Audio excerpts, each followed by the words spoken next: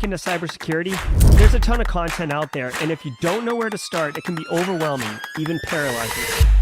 So let's fix that. Welcome to Simply Cyber, a community of tens of thousands of aspiring and active cybersecurity professionals focused on networking, knowledge sharing, and professional development. I'm Dr. Gerald, Auger, Chief Content Creator at Simply Cyber, inviting you to get the answers to your cybersecurity problems with hundreds of cybersecurity videos answering your frequently asked questions, interviewing industry experts, and live streaming daily cyber threat briefings hosted by me. Now get the stories and insights you won't find anywhere else. Hit subscribe now and dig into all the fresh content on the channel and in the community. Nothing should stop you from launching and leveling up your cybersecurity career.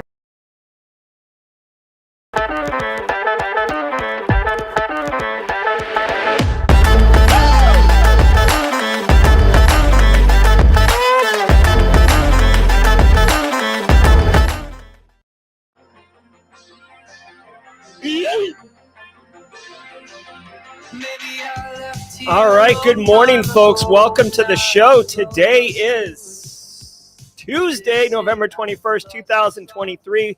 Welcome to episode 499, the dry run for episode 500 of Simply Cyber's Daily Cyber Threat Briefing Podcast. I am your host, Dr. Gerald Auger, repping the fresh Black Hills Information Security Red Team jersey. Shout out, what's up? We got a great show for you today.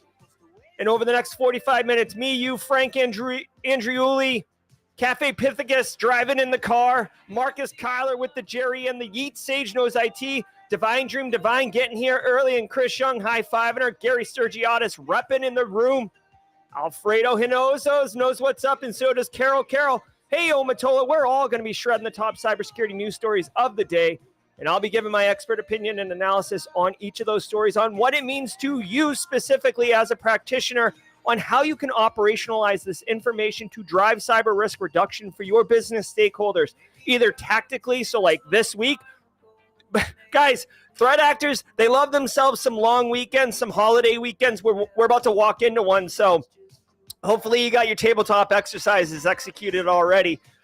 Or strategically, so Q1, Q2, looking at the strategic macro view picture of where you're taking your cyber program. And don't sweat it. If you are looking to break into the industry, like I know some of you are, believe me, this podcast is going to have massive value for you, because you're going to be asked in any single cybersecurity job interview, how do you stay current in the industry? By the way, when you get that question in the interview, you're going to like smile on the inside and be like, you know what? Jerry was right. He nailed it. So you're going to be able to answer that question with this podcast on top of it. And more importantly, what we cover in the podcast day in and day out is the information you need to be able to differentiate yourself as a candidate who is immersed in the industry and understands current things. We talked about Citrix Bleed yesterday. You're not getting Citrix Bleed out of a textbook, brah. You're not getting Citrix Bleed, but you know who knows about Citrix Bleed? InfoSec managers looking to hire people to help them deal with Citrix Bleed. Come at me now. Now, before we dig into the show, I do want to take a hot minute and remind everybody, tomorrow's episode 500, we got 40 plus giveaways. The giveaway train, it's like a dump truck, keeps backing up and dumping more things. We hit a tipping point, people. Folks found out we were doing giveaways tomorrow, and they started throwing prizes at us. So show up tomorrow, episode 500. Bring a friend. Believe me, you're not going to want to miss it. It's going to be absolutely lit. Before we get into the show, though, I do want to say shout out and thanks to the stream sponsors, starting with my good friend Eric Taylor and his crew over at Barricade Cyber. Barricade Cyber Solutions is dedicated to helping businesses from cyber attacks and recovering from the damage done. Cyber attacks can cause massive issues for businesses and send dedicated, hardworking business owners into absolute turmoil. I'm talking irritable bowel syndrome. Bring the pink stuff, people. Break glass in case of emergency. Wear your brown pants. Whatever you want to call it. Believe me, if you're getting ramrodded by a threat actor, you're not having a good day. But Barricade Cyber Solutions knows how to mitigate the damage done by cyber incidents. Believe that. Check them out at barricadecyber.com. Links in the description below. What's up, Gabe Lister and Jeff Watala? Hey, Jana. Hey, Senfilis. Good to see you, Q-Dip and Justin Rohr. Guys, also want to say shout out and love to my man, Brandon Poole, and the whole team over at Panoptcy Security. Get a partner who understands your cybersecurity program and your business goals. Panoptcy Security can come in and be that partner to help take a fresh look at your organization's information security posture, identify those quick wins, meaning low cost, low resources, but high risk reduction. Implement those. And Eric Taylor dropping a 50 spot on the squad memberships. Woo! Did we just become best friends? Yep. All right, the squads are raining already this morning. So if it's you who's one of the lucky recipients, get on it. If you are on YouTube, well, first of all, you have to be on YouTube. I would strongly encourage anyone on LinkedIn to come over to YouTube. Simply Cyber at YouTube. Now, if you want to get one of these squad memberships, click on the little dollar symbol. It looks like a dollar bill under the chat window, and you have to like opt into receiving gifts. You can't just, like Eric Taylor could be like a guy in a van handing out candy. So you get to opt in whether or not you take the candy. But believe me, squad memberships are not candy from weirdos in vans. They are generous gifts from a wonderful security practitioner. Thank you so much, Eric Taylor. Getting back to Panoptcy, guys, if you're looking to invest wisely with what budget you have to bring cyber risk reduction to your organization, you want a second opinion or fresh perspective, contact panoptcy.com. Ask for Brandon. Tell him Jerry sent you. I'm on the board over there, so I'll probably be the guy who answers the phone, frankly. Either way, it's all about good times. Also, Antisyphon training, but more about them at the mid-roll. Dude, I love it. I love it. I love it. Thank you so much, Eric Taylor, for another 50 spot. Holy Jesus. Did we just become best friends? Yep. It's raining. It is raining up in here. Love it, love it, love it. Okay, guys, so check it out. I want to remind you, each episode of the Daily Cyber Threat Briefing is worth half a CPE. Be sure to say what's up in chat and document that you were here. Say what's up, grab a screen cap. I know it's the chat is streaming like a raging torrent flood right now, but say what's up, grab a screen cap. If you're not sure what to say, hashtag team live in chat, hashtag team replay in the comments. Comments count too. And if you can, if this is your first episode, man, you picked a banger of one. Hashtag first timer in chat. I go back and watch the stream sometimes for QA/QC purposes, and I do notice that I missed some first timers. So I want you to know, if you're a first timer and you came back and I did not say what's up on your first time, I'm sorry, and I just missed it. Martin Clark, first timer. Welcome to the party, pal. Hashtag first timer if it's your first time. We've got emotes and sound effects for you first timers. Love it, love it, love it. Come on over. By the way, if you want to be a winner on tomorrow's giveaways, you have to be on YouTube to enter the contest, okay? So giddy up on that. All right, guys. I am so excited for what we've got going on today. First 2 months on LinkedIn, enjoying it so far. Love it. Thank you so much. Woo! All right, let's get your coffee. Get what you want. We got a great show for you. That paralegal chick, welcome to the party, pal. Welcome to the party, pal. Yes, welcome, welcome. Let's get that paralegal chick some emotes, people. There we go. All right, hey, Citadel is on break right now, so we got jaw jacking today, too. Do me a favor. We got a super chat. Coming in off the top rope, James McQuiggan. Way to go, Eric Taylor. It's going to be crazy 25 hours with Jerry. Welcome, first timers. Did we just become best friends? Yep. Thank you for the super chat. Hey, really quickly, I want to say what's up to Margaret Walker, Dobis, Eric Ream, and Kalichi Osugagwu. Eric Ream is a squad member for at least over a month or two and a first timer. Eric, all right. Welcome to the party. Welcome to the party. Oh my God, look at all you first timers. Let's get the emotes are going to break, so many of them. Check it out. What do we got here? I see that paralegal chick. We got her already. Adam Birnbaum, Scott Vollmer. What's up, Mitchell Manning? Welcome to the party. Welcome to the party, pal. Well, all you first timers, do me a favor. Let me introduce you to the format here. Get your favorite drink. For me, it's a tall cup of Starbucks French roast. It is Tuesday, which means we're going to have a special. Every single day has a special segment. Today is Tidbits Tuesday, so we'll do that at the mid-roll as well. Get your favorite drink, settle in, and let's let the cool sounds of the hot news wash over us all in an awesome wave. I will see you guys at the mid-roll. From the CISA series. Welcome, Gnarly. Welcome to the party, pal. These are the cybersecurity headlines for Tuesday, November 21st, 2023. I'm Rich Straffolino. healthcare platform impacted by MoveIt. The list of victims from the MoveIt breach keeps growing. This time, it's the Virgin Pulse-owned healthcare platform WellTalk disclosed a data leak to Maine's Attorney General. This impacted over 1.6 million individuals, leaking names, dates of birth, health information, social security numbers, and Medicaid IDs. An initial investigation by the company found no signs of compromise, but a secondary investigation launched in August found the leaked data. WellTalk published its breach notification on its website, but it didn't have it indexed for search engines. All right. All right, so check it out. Here's the deal with this one. Couple things. So I worked in healthcare. Oh yeah, by the way, I forgot to tell everybody, especially you first timers, I don't prep or research any of these stories. I literally don't know what's going to come up. So you're getting you're getting me riding low on the hip on a train bound for glory. All right, so check it out. I worked in healthcare for a number of years, so I'm familiar with this. This company, WellTalk, I don't know who they are, but they're a healthcare platform. Whatever, it doesn't matter. They work in healthcare. They were impacted by the MoveIt breach. If you don't know what the MoveIt vulnerability was that led to the breach, just Google the word MoveIt. Where's the wording? Google this word right here, MoveIt and Clop ransomware, and you'll get all the information you need. Now, MoveIt was in, they were using MoveIt. They got impacted. Now, sensitive data was accessed, whatever. I mean, it sucks. It sucks. That kind of sensitive data is typically used to feed into social engineering campaigns. You can get Medicare, Medicaid fraud, insurance fraud, and, maybe people in textbooks will say the use case of getting like pharmaceuticals like opioids and stuff kind of fraudulently. I haven't personally seen that too much. I'm not saying it doesn't happen. It's usually much more straight cash, homie. It's much more straight cash, homie, fraud when it comes to this type of information.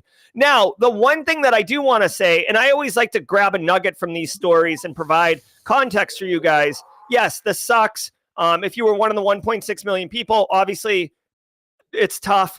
I will tell you that realistically, WellTalk, a patient engagement company, they're probably a business-to-business company, right? So Medicare providers hire WellTalk in order to survey their patients and get feedback and process improvement and crap like that. So if you think about it, WellTalk's and I'm assuming this, right?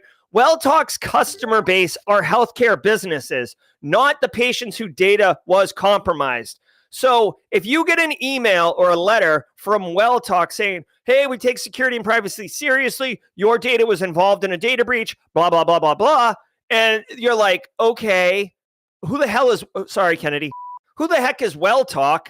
I guess I won't use them anymore. But guess what? You're not a customer of WellTalk. Waccamaw Dermatology, Charleston, gastroenterologist, right? Like, whatever, like those small healthcare providers, whatever, Bell Hall Dentistry, like whatever, they're the ones who are the business customers of WellTalk. And guess what? I'm sorry, but unless there's like a revolution of customers at the dentist office saying, this is BS, if you don't quit WellTalk, we're going to stop coming here, which there won't be.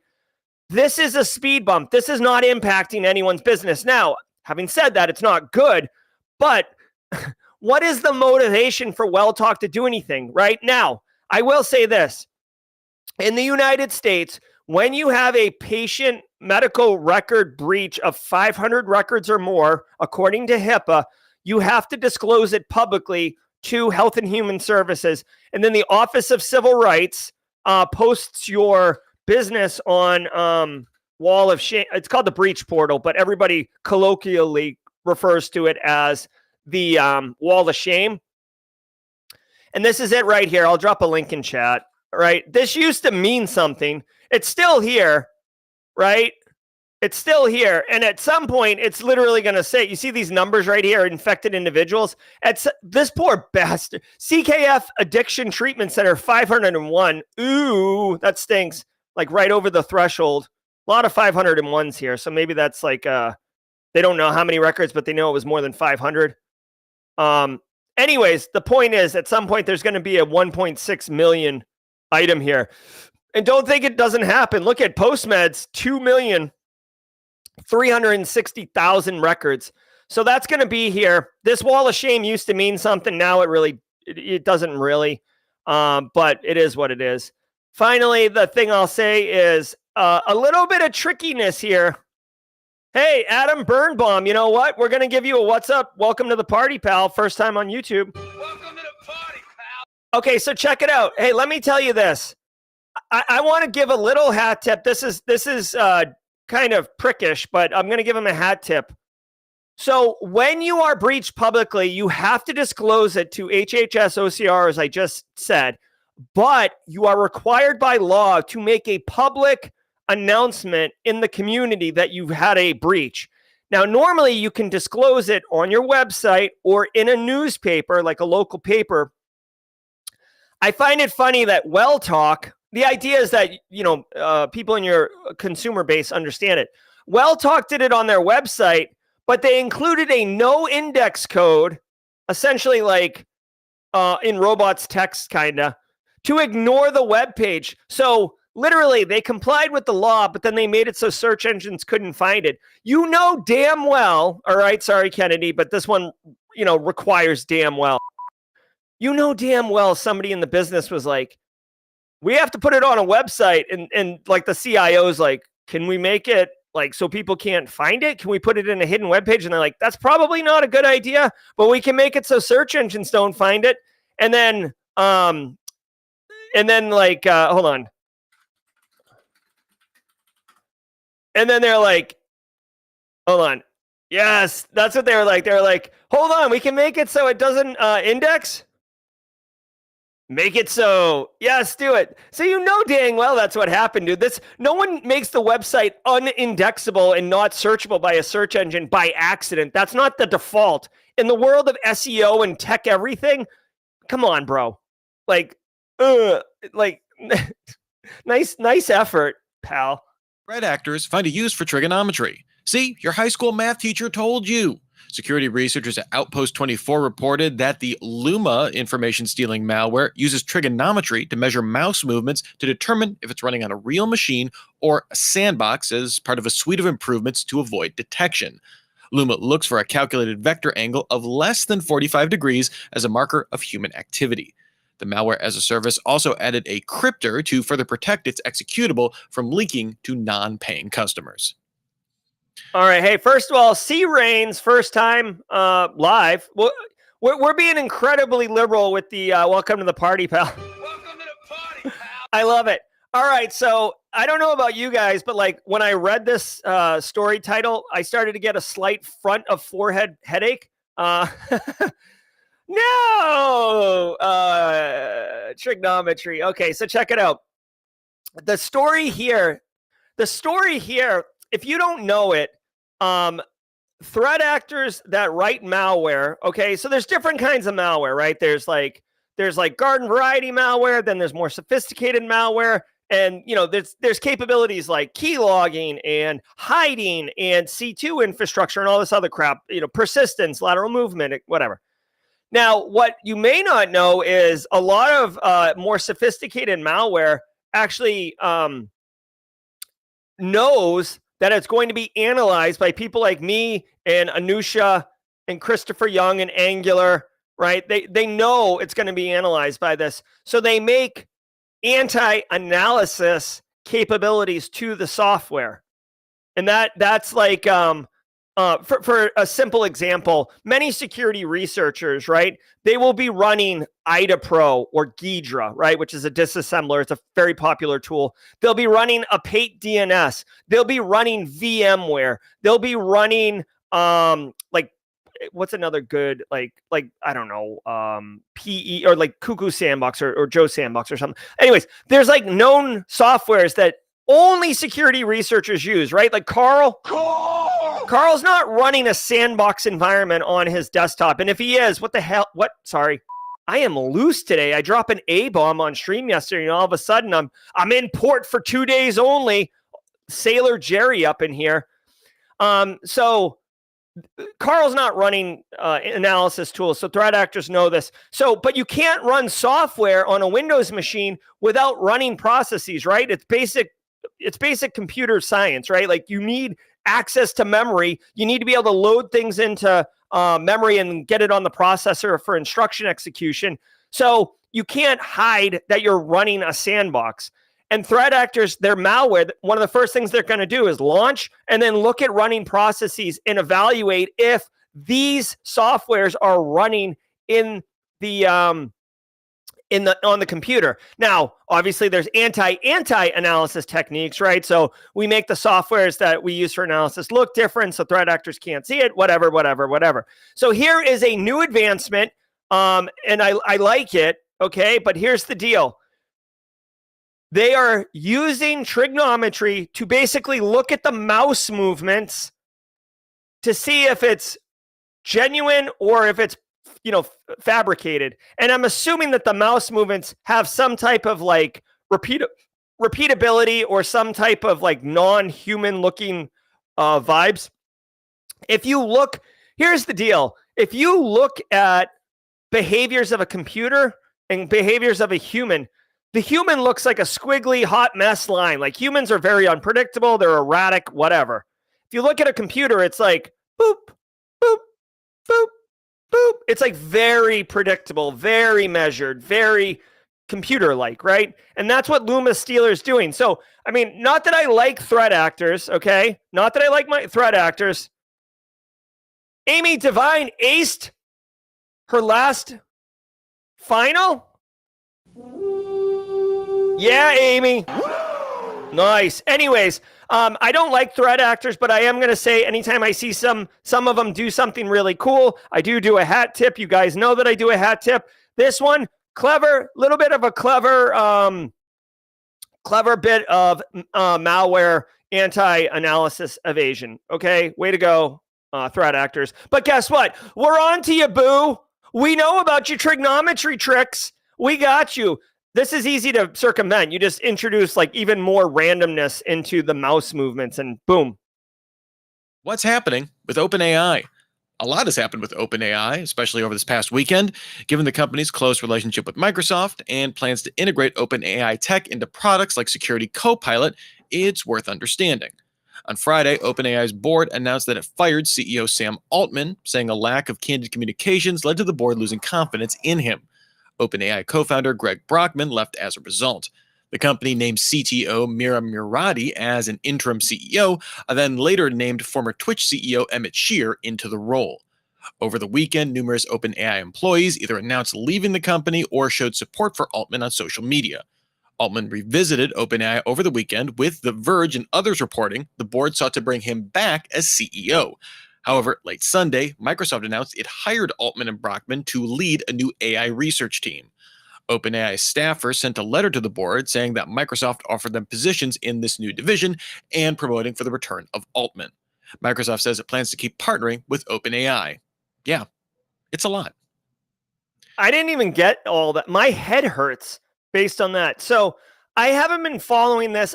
I've been following this at a distance, okay? And this really isn't a cybersecurity story, but like, dude, AI, and especially OpenAI and ChatGPT, sucks all the oxygen out of the room anytime there's a conversation, so we have to talk about it. Sam Altman, here's all I know. Sam Altman was the CEO of OpenAI. The board, I don't know, if I had to guess, Straight cash, homie. had financial greed or focus, and they basically fired him. And I heard 95% of employees at OpenAI threatened to quit unless they brought him back. Now we'll see where your money is, or your money or your mouth, because Microsoft hired him to lead an AI group. So he's not coming back. So if 95% of you said you'd quit, he's not coming back. Now, maybe it was what do they call it? Like some type of gesture offering him a job, knowing that he wouldn't take it because he'd already accepted the job from Microsoft in order to save the 95% of staff from quitting. But dude, like, come on, what the hell are you doing? Like, you're literally printing money over there, OpenAI, and whoever's on the board, I would love to hear what their explanations were for, well, hold on. Shall we play a game?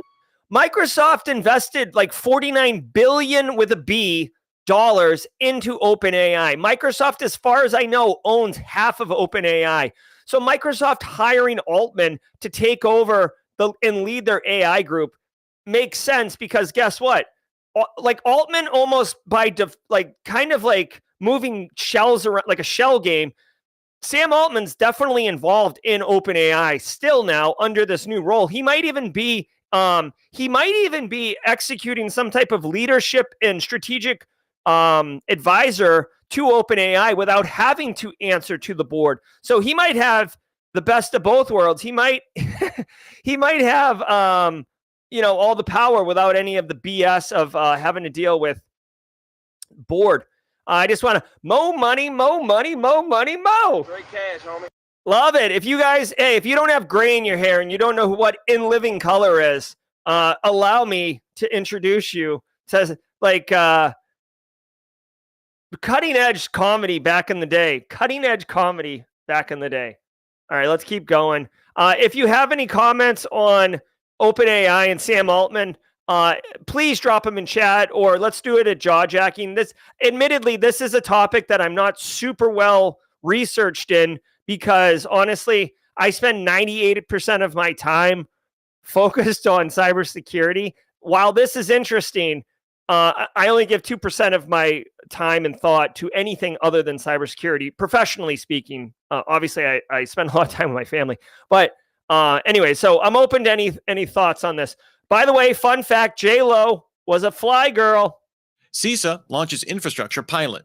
The Cybersecurity and Infrastructure Security Agency announced a new pilot program for organizations in sectors seeing a high volume of cyber attacks, specifically healthcare, water, and K-12 education. This will see CISA acting as a managed service provider, offering cutting-edge cybersecurity shared services. The first phase will enroll 100 organizations. CISA will stress test these systems to see if these entities can operate at scale.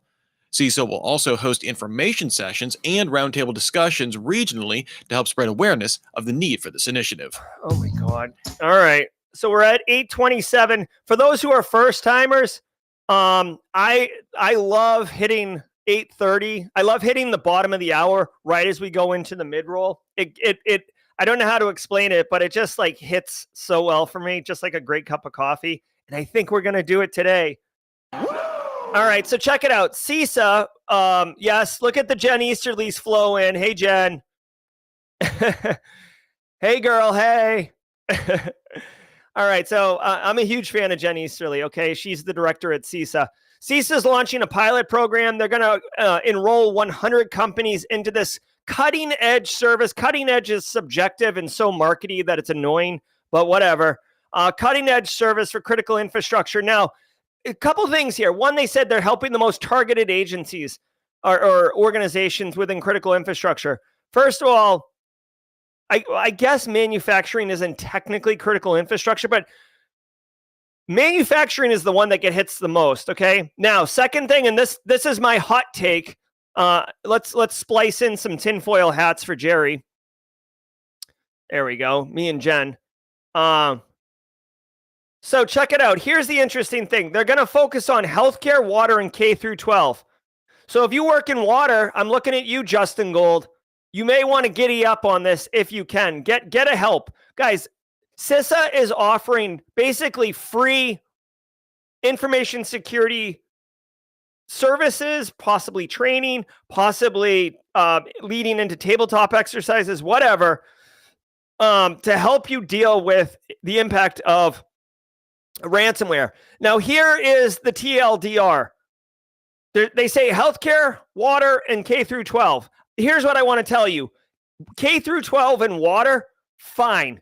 They said they're going to stress test it first. That's the first thing that's going to happen. K through 12 and water, fine. You know what? Leadership's going to be a little grumpy. K through 12, it's like basically BSEC and Joel Belton doing IT over there. It's like two people at any K through 12 place. Like they'll welcome the help, right? They're basically, the dog sitting in the chair saying this is fine. That's what K through 12 is. Water, okay, that's they're gonna like that too. Here's the problem. Okay, here's where I predict. Healthcare, guys. If you've ever worked in healthcare for a minute, the clinical facing staff, the clinical care people, they're dealing with patient safety. They're dealing with real like critical things.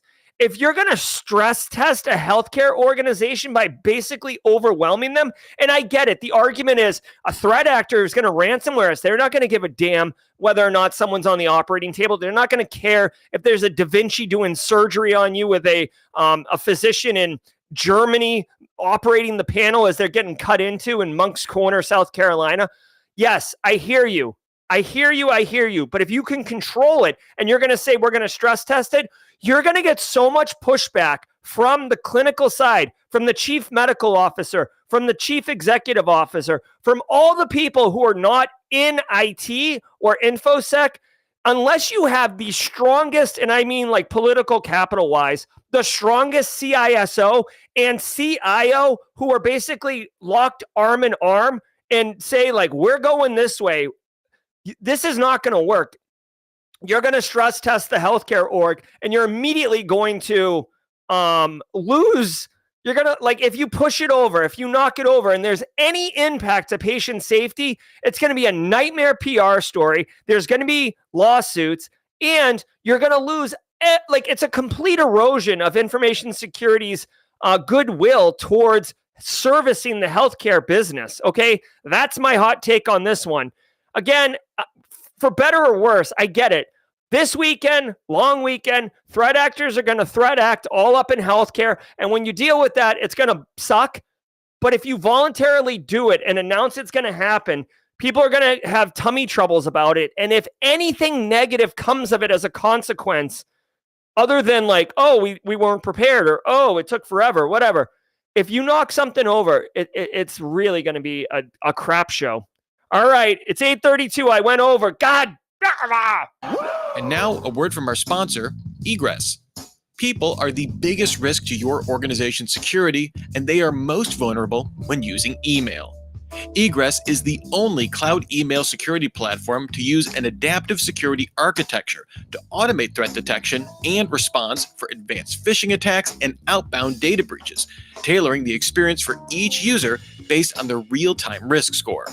Visit Egress to learn more about Egress's intelligent cloud email security suite and start detecting email threats your existing solution is missing today. Oh my God, what are we doing here? All right, guys. Hey, check it out. Two things. If you're a newcomer, I got a lot going on. We're doing this.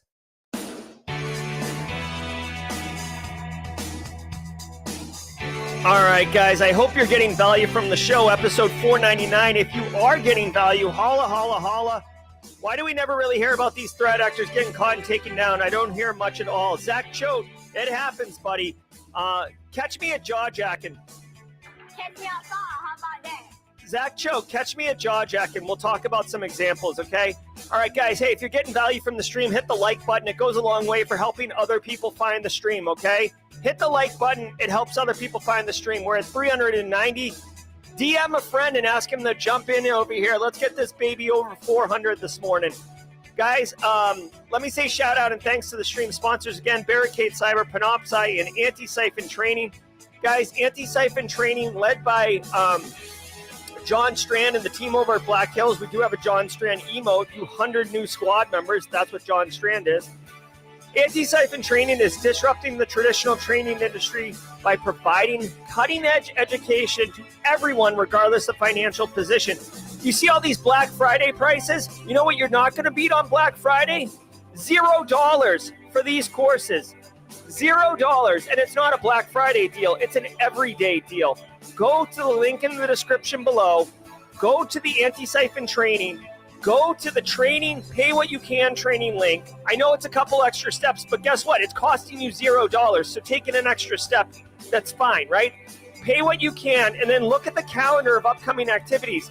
And I would like to call your attention to January 29th, where a 4-day course led by John Strand. And if you don't know who John Strand is, he is a legend in our industry, both from a practitioner perspective, but also as an inspirational leader and driving a new philosophy of anti-toxicity and support and inclusion. If you like what we're doing at Simply Cyber, you're going to love John Strand. He's giving this 4-day seminar on active defense and cyber deception. And then the following week, There's no holding this guy back. He's doing a 4-day seminar on Security Operations Center core skills. So get up, get on it, and rock on. All right, Antisyphon training, love it, love it, love it. Guys, Simply Cyber Community Challenge. Every single day, we ask somebody to carry the baton, and that person goes on LinkedIn and posts their story. Listen to me. For the 396 of you, soon to be 400 if you guys tell a friend, if you listen to me really quickly, if you want to build a professional network, which is valuable, and have a LinkedIn feed, which is useful, then listen up. Go on LinkedIn and search for this hashtag, step 1. Step 2, the people who are posting with this hashtag, click on their post, like Kathy Chambers yesterday. She's got the baton. Go find Kathy Chambers. It should pop right up. Connect with Kathy. Connect with the people commenting on Kathy, including me. I posted on Kathy's post. Then comment yourself. Here's what's going to happen. You're going to connect. You're going to make meaningful connections with like the 20 people right there. Then everybody that comes after you is going to connect with you because you're in the comments. And it's going to passively grow your network.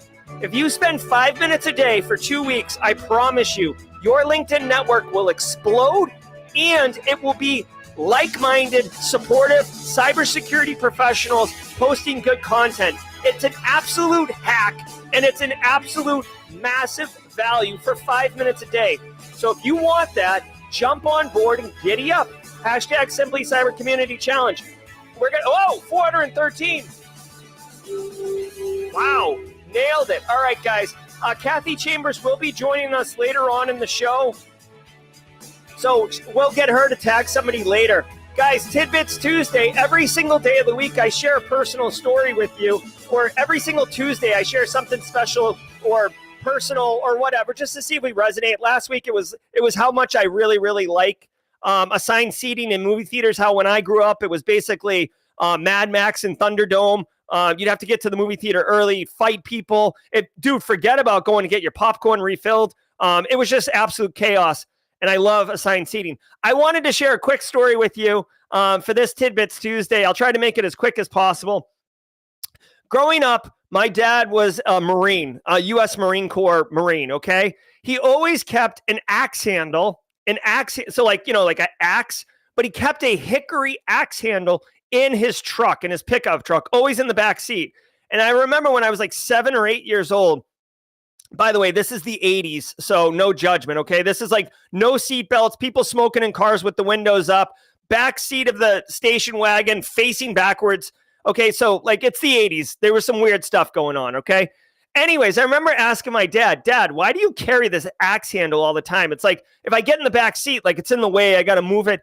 And he said, Jerry, I want to tell you, if you ever get stopped, like it's not really a weapon because it's an axe handle. You're replacing your axe handle. So like it'll never be an issue why you have a weapon in your car. And I'm like, a weapon, Dad? What are you talking about?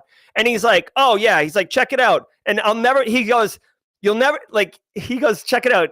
So he takes the axe handle and he goes, if you ever find yourself in a situation, okay, he's like, you can take the axe handle or whatever weapon you can get. And he's like, if you just lightly tap someone on the shin, it hurts a lot, Jerry. It hurt. And if you hit him really hard, it really hurts. But all you got to do is just tap him. And I said, Dad, what do you mean? I don't think so. And he said, Jerry, I swear to God, we were in my front yard by the big oak tree. He said, Jerry, you will never, ever forget this moment. And he took the axe handle and he hit me in the shin. Okay, not really hard, just tapped me on the shin. And I fell over moaning. I'm like, oh, Dad. And he said, and I just tapped you. You see what I mean? He goes, I'm telling you, you'll never forget it. If you ever get in a pinch or you're ever surrounded by big people or whatever, he said, go for the shin, son, and you can use an axe handle. And I swear to God, I'll never forget that. Like, he was so right. He said, you'll never forget it. And when I say he tapped me, I mean, you can't even hear it. Like, just, oh, Dad, like rolling around in the front yard. Oh, man, the 80s. The 80s were something. Okay, let's go. I don't know if anyone else dads taught them lessons, but there you go. Pocket sand, Eric Ream, exactly. Litter drifter worm wanders outside of Ukraine. This worm shows links to the Russian-affiliated threat group Gameridin. It spreads over USB drives, downloading a configuration file from a C2 server on new machines. Litter drifter initially appeared focused on Ukrainian targets. However, researchers at Checkpoint report that the worm has found its way onto machines in the US, Chile, Germany, Hong Kong, Poland, and Vietnam. While the researchers note Litter drifter appears relatively unsophisticated as far as malware goes, its infrastructure remains remarkably flexible, with rapidly changing IP addresses to evade blocks. All right. So Tom Bishop asked if I drive around with one. I had one for a while, but I'm not going to take an axe handle and hit someone. I'd rather just, peel out or use some wrestling moves on them that I learned. If I had an axe handle, someone would just take it away from me and beat me with it. So I don't want to enable the attacker. Okay, so check it out. Russia's litter drifter USB worm spreads out of Ukraine. So a couple things here to take away. One, USB malware is a real thing. Hey, Kraken Vet. Welcome to the party, pal. Welcome to the party, pal. All right, so check it out. If you want, two things. One, USB malware is a real thing, right? So you put malware on a USB drive, like a little thumb drive, right? If I had one readily available, I'd show it to you, but you all know what a thumb drive looks like. Here's my Kingston thumb drive. Malware.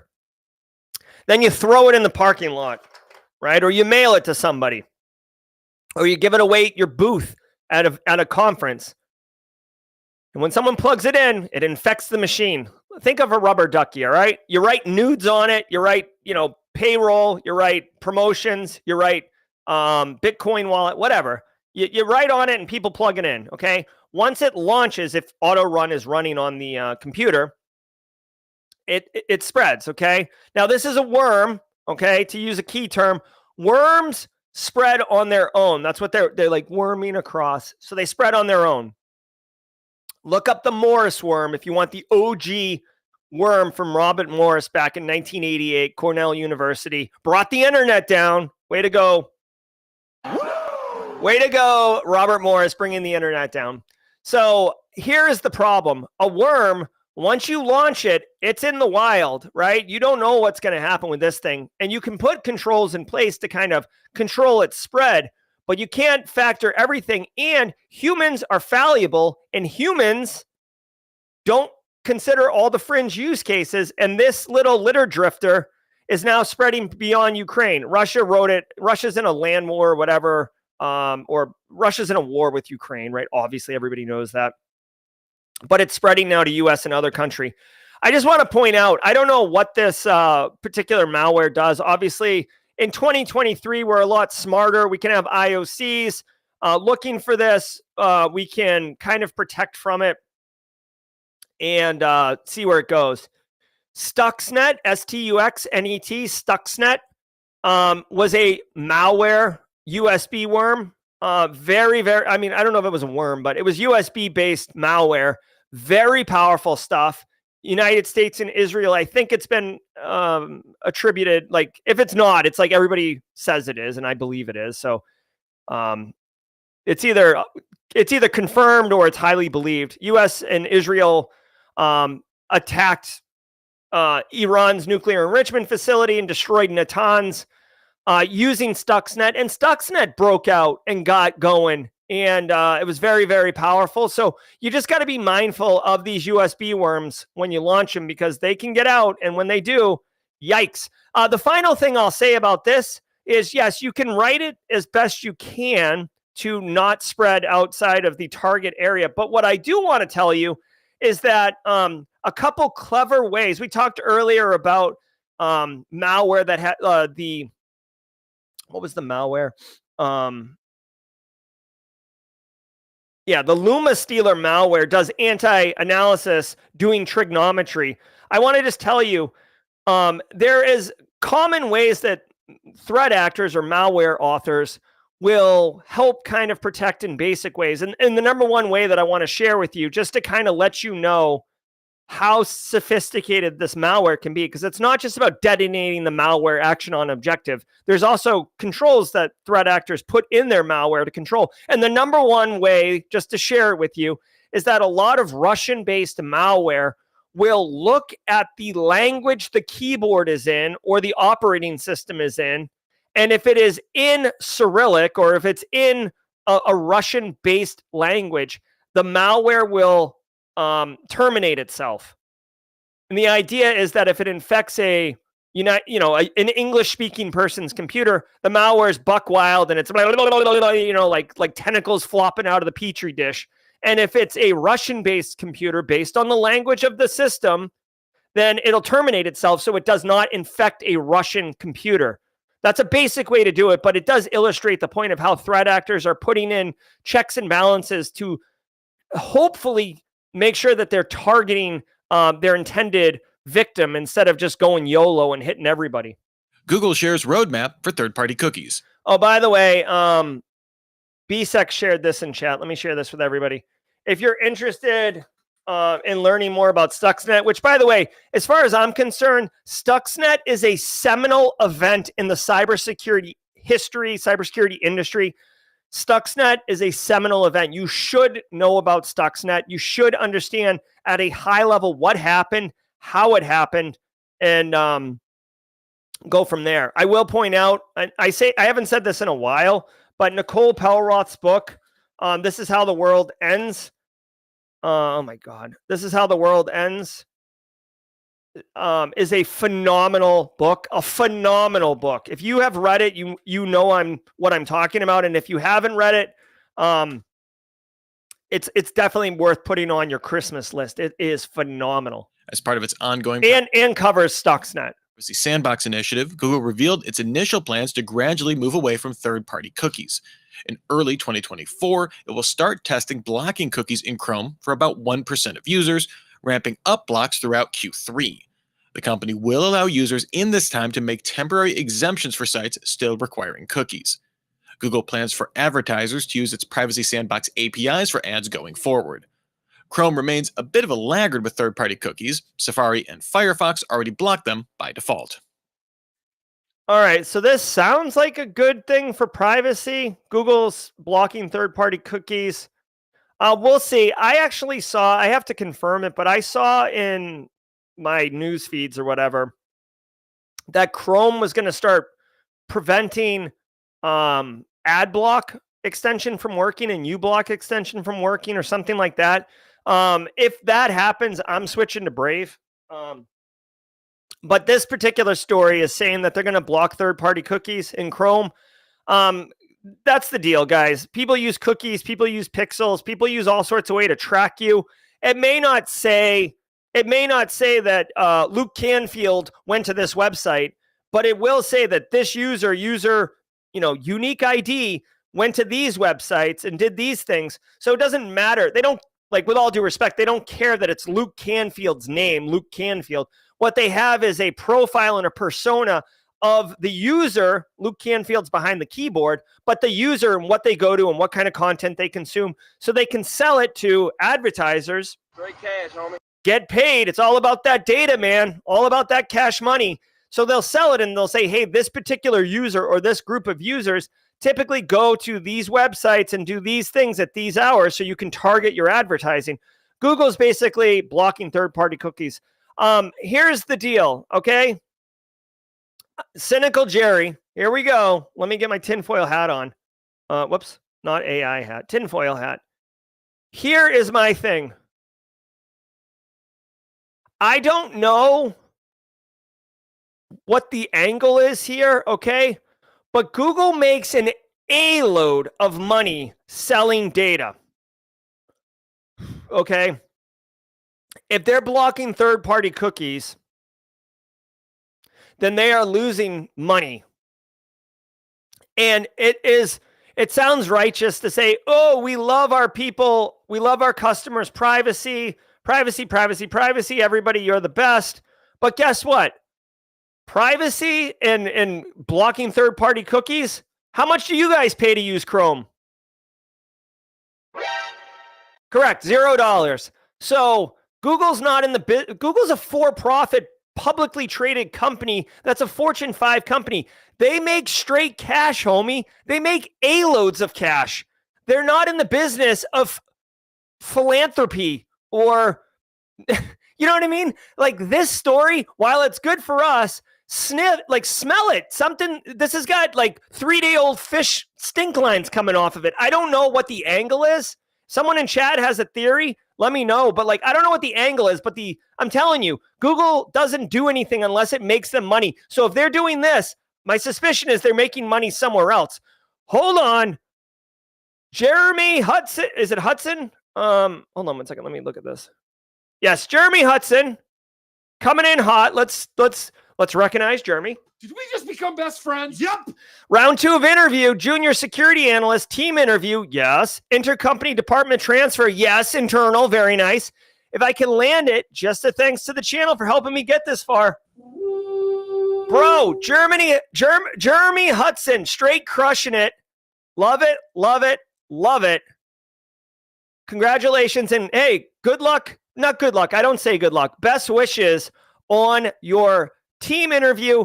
Just a fun fact. Obviously, you'll get sorry to derail this for a second, but in addition to seeing it, what you know technically, Jeremy, this is typically a team interview is typically a culture fit, right? So they want to see, like, would the people on the team want to have a layover at an airport with you, right? I'm not saying you got to come out there and like glad hand people and have some jokes at the ready, but be yourself, right? Take a breath. You definitely deserve to be there. I wish you the best, my friend, and straight crush it. Look forward to any updates that you can provide us in the future. Top Ukrainian cyber officials dismissed. Senior government officials confirmed that it dismissed the head of Ukraine's state service for special communications and information protection and a deputy over an investigation into embezzlement. This comes after Ukraine's National Anti-Corruption Bureau launched an investigation into alleged misconduct with software procurement, with the 2 suspects reportedly pocketing $1.72 million between 2020 and 2022. The software in the deal was meant to protect the country from cyber threats. All right. So first of all, thanks a lot, Chad. I see people saying that basically blocking the third-party cookies means that Google's going to control all the data. That's what I'm talking about. Great cash, homie. Thank you. Makes total sense. So they're going to make more money. Okay. Let me check with the judges. Yes. Judges agree. It's confirmed. Making more money is their MO. Good job. Now check this out. We're talking about, this sucks. All right. So guys, this is not a political show. In fact, I was almost like for a minute, like, why is this story even in here? But they were cybersecurity officials. All right, guys, anytime in war, there's going to be lots of money flowing in. I do not want to get into, I'll answer that question by Zach in a minute. I don't want to get into politics, okay? But there have been multiple instances so in general, when there is war, there's money flowing all over the place, and there aren't a lot of checks and balances because it's new workflows, new processes for money to come in, to purchase guns, to purchase software, to purchase rations, to purchase whatever. The money's got to come in, the money's got to go out. We need it now. We can't go through a bunch of red tape and bloat because the soldiers on the front line need to eat now. We need bullets now. So there's tons and tons of opportunity for fraud, corruption, theft, shrinkage, whatever you want to call it. And at the top, you have more access. At the top, fewer people are going to question you. Hey, good morning, Kathy Chambers.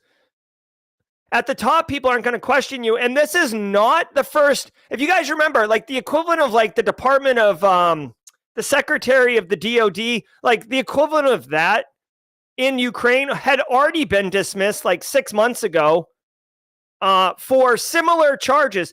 Dude,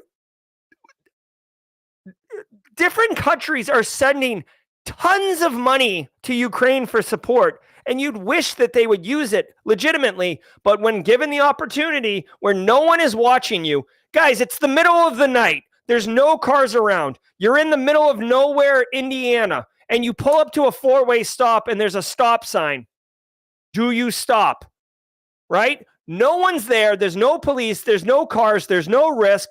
Maybe you drive through it. Do you know why? Because no one is watching. This is a similar thing, guys. Dude, these top officials, money's coming in. Hey, here's $4 million to buy a software solution. Well, the software solution costs 200 grand. Let's mark it up to 1.2 million and take a little taste for ourselves, right? I'm telling you, when opportunity presents like motive and, all the reasons people commit fraud, and I love fraud, like as a case study and as a discipline, I consume fraud information. I've got a couple great book recommendations if you like fraud. I don't like to commit fraud. I just like studying fraud because it's wild. But these two individuals, I bet you anything, these two individuals maybe wouldn't have committed fraud. They weren't really bad people. I'm speculating here. But given the opportunity, given the loads of money, given that their country is like all tore up and stuff, they got a little greedy. They got a little taste and they got their hand caught in the cookie jar and they've been dismissed. Here's my thing. Is there any adjudication? Is there any justice? Dude, they just stole $1.7 million and they've been fired. Guess what? Thanks. You know what I can do when I don't have a job and $1.7 million? I can go to Bali and chill on a beach. Let me see if they've been arrested. No. Jail. No. Like, I don't know the story. I'm just saying being dismissed is like, whatever. I hope they're held accountable, man. The amount of money flowing into the Ukraine, it's ridiculous if they're not held accountable. Yeah, this guy right here, the defense minister, was ousted over corruption charges in September. I said 6 months ago. It was sooner than that, 2 months ago. It's gross, dude. It's gross. Especially, like, again, this isn't a politics show, but like in the United States, like we are having troubles here in the United States with like, with like homelessness and public programs and all these other things. And we're just like funneling money over there and people are committing fraud and corruption, embezzling. And it sucks. It's gross. All right, let's keep going. Hey, really quickly, Kathy Chambers is in chat. What's up, Kathy? How you doing? Kathy Chambers is in chat. She's the current baton holder for the Simply Cyber Community Challenge. So, Kathy, do me a favor. Tag somebody in chat for them to pick up the baton. Let's keep going. Canadian government hit with data leak. This exposed sensitive information on government employees as a result of 2 contractors getting breached. These contractors operated relocation services for government employees, including the Royal Canadian Mounted Police and Armed Forces. Lockbit already claimed credit for an attack on one of the contractors, claiming it stole 1.5 terabytes of data and that the contractor refused to pay a ransom. No confirmation from the government. While still assessing the scope of the data breach, the government began proactively rolling out credit monitoring services and reissuing passports to those potentially impacted. All right. Canadian government discloses data breach after contractor hacked. All major governments hire professional services to do a lot of work. In fact, I tell people all the time from a breaking into cybersecurity perspective, getting work with a professional services company doing federal government work is a great angle. It's a great angle because I'll do it. Hey, Joseph, Michelle, and Zach Chode, I'll answer these questions during jaw jacking. Listen, it's a great angle because basically a professional services company, your Deloitte, your Booz Allen, your whatever, they'll get a contract for like $200 an hour for a head. And then they'll hire some junior analyst who charges $60 an hour and they make that $140 profit, right? So if they hire someone senior, the senior person's charging $150, they only make $50 profit. So they're financially incentivized to hire more junior staff and train them up because they can make more straight cash, homie. Straight cash, homie. Okay. But if you get hacked, that sucks. The Canadian government has to take this one on the chin. They're offering free credit monitoring to people, whatever. Lockbit is a tier 1 threat actor group. Ransomware as a service affiliate model. So they are hacking all sorts of people all over the place. It sucks for Canada. I'm sure there were other people, not just Canadians, impacted by this. Reissuing passports sounds like a major pain in the A. So, good luck with that. What I will tell you is this hack right here, the reason CMMC and 800-171 from NIST is a thing. And while the United States is trying to push CMMC, is to prevent these type of things, okay? Contractors that do professional services for the federal government, whether it's Canada, the United States, UK, South Africa, wherever, they have access to all these systems, but they're not required right now to comply with any security standards. So you can have a hot mess express business going, and you're exposing the federal government to massive risk, okay? That's why CMMC is a whole thing. Okay, we're at 9 o'clock. Nailed it, if I may. All right, I want to say thank you to all of you for being here. Hey, if you're part of the 394 people, I want to tell you two quick things before you go if you can't stay for jaw jacking. Really quickly, my GRC course is on sale right now until November 30th. If you'd like to get it, if you want to learn GRC from me, I did GRC for 20 years. I do know what I'm talking about. A lot of people have said nice things about this class. It's 30% off with code SimplyCyber30. If you do exclamation point GRC, you'll get a link to it. The course it's $42. I mean, it's already priced what I would consider very, very fair. But there's 30% off if you want to get it. If you're not into GRC, that's cool. No harm, no foul. Also, guys, we're right on the precipice of 500 episodes. Tomorrow, November 22nd, team replay. If you can make it, please team live. Guys, I hope we can blow out the numbers. We can set a new record. 438 is our current record. I'm truly hoping we can get over 500 tomorrow. I hope you can make it. We have over 40 prizes to give away. My mind is blown by the amount of community support coming out of all the training. I might even reach out to Black Hills, Antisyphon, and ask them to throw in some vouchers just to, maybe we can get 50 prizes and do like a whole 50, 500. Anyways, come back tomorrow, 8 a.m. Eastern. It's going to be freaking magical. Believe that. I can't wait for 500 episodes. Thank you all for being here. If you got to go, I understand. But if you want to hang out, it's Thanksgiving break at the Citadel. So I'm jaw jacking. Today, let's roll. Hold on. Let's roll. I said, let's roll. Okay, hold on.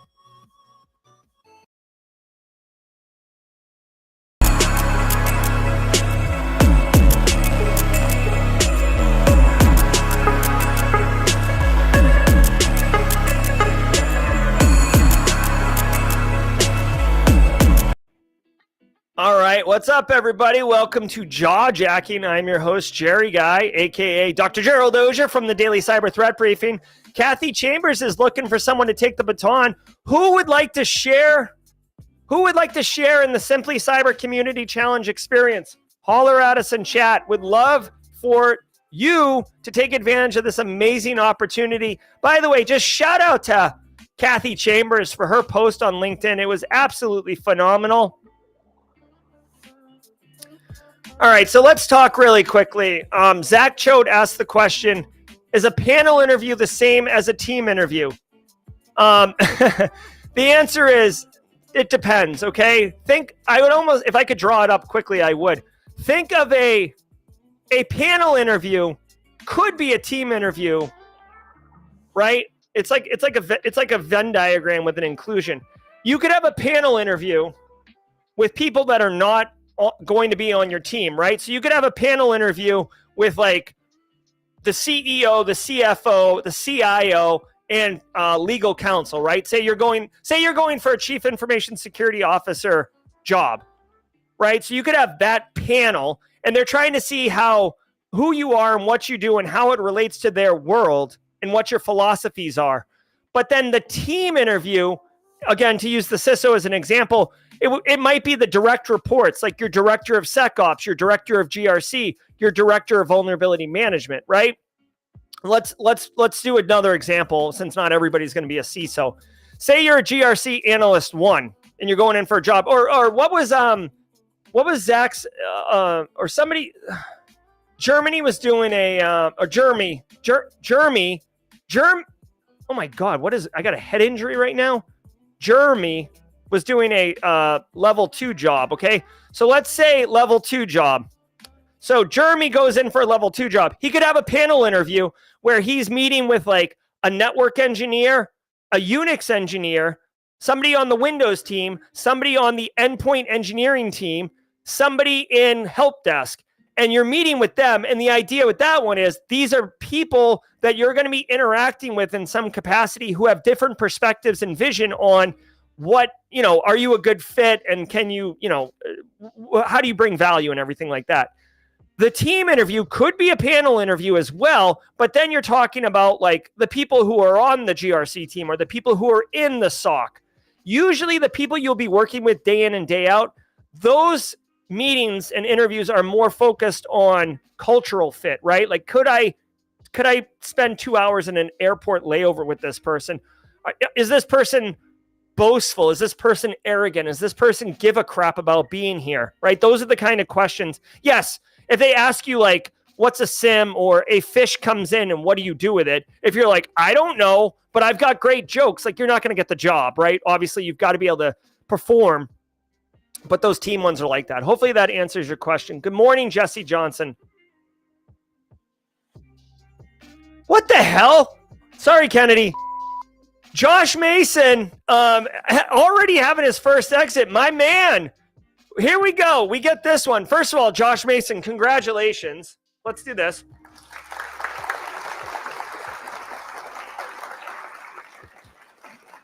Secondly, Josh Mason with an exit.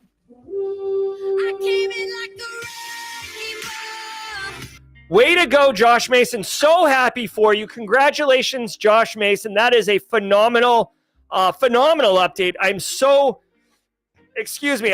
happy for you. Well done, sir. Well done.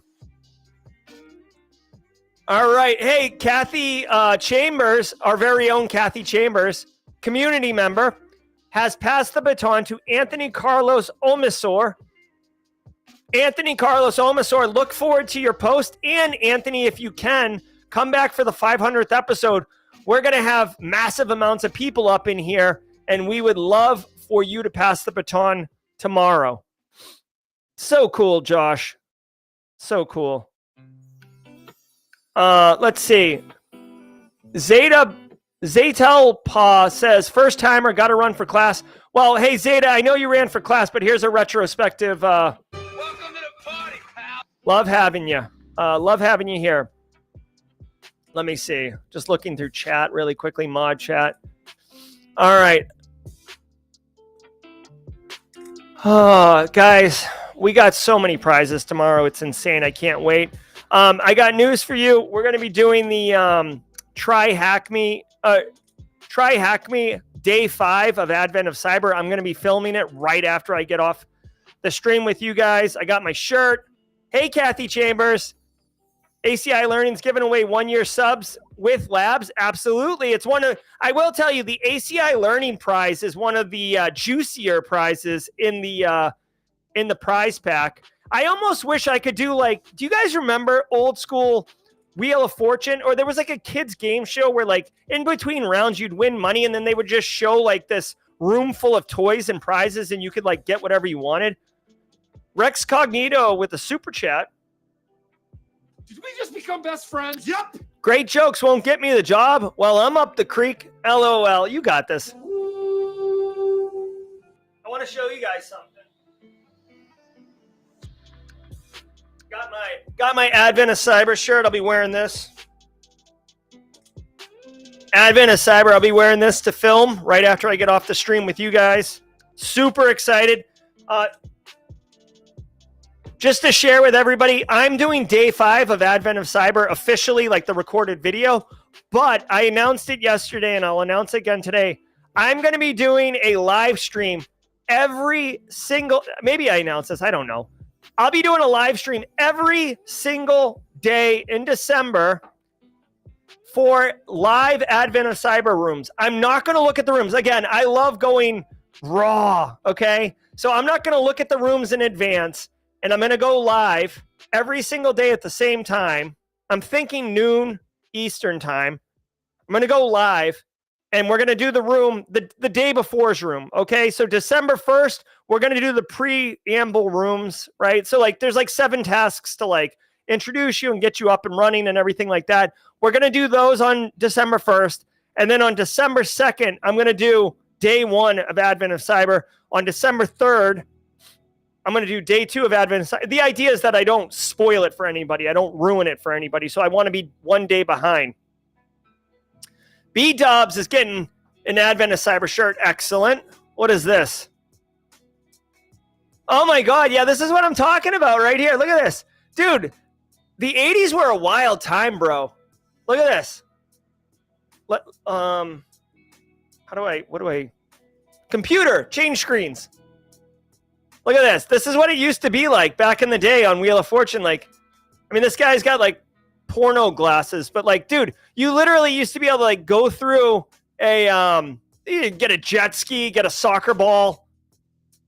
You know what I mean? Like you'd be like, I'll take the jet ski, I'll take the soccer ball, and you would like spend your prize money. I thought it was wicked cool. By the way, shout out to that bike being $420.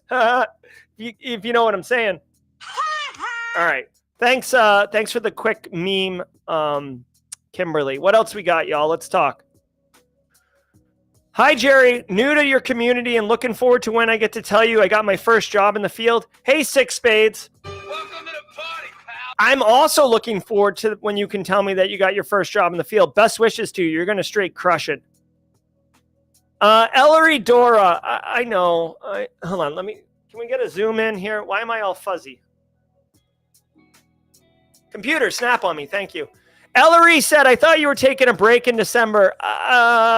I am taking a break, Ellery, but like, to me, like streaming Advent of Cyber is fun. Like, it's not like taking the break. Like, I've been busting my hump on classes. I made that cybersecurity threat exposure management class. I've been busting my A on Cyber 101.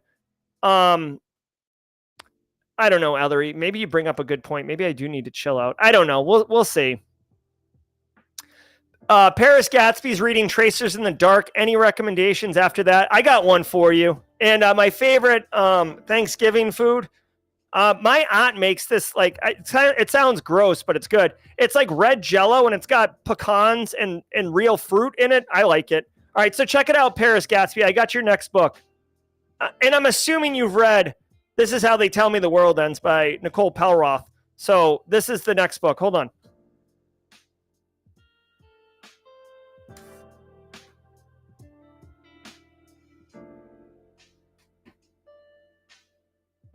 I am reading this currently. Fancy Bear Goes Fishing. And by the way, I know this pisses off Alana Boyajian, but I do use the book cover. I'm one of these people. I use the book cover as a bookmark. And if that upsets you, I'm sorry. But I'm reading this right now. It's very similar to Tracers in the Dark and Nicole Pelroth's book in that it takes 5 different like kind of seminal events in cybersecurity's history and explores them at a deep level. Event 1 was the Morris worm. Event 2 is Vienna.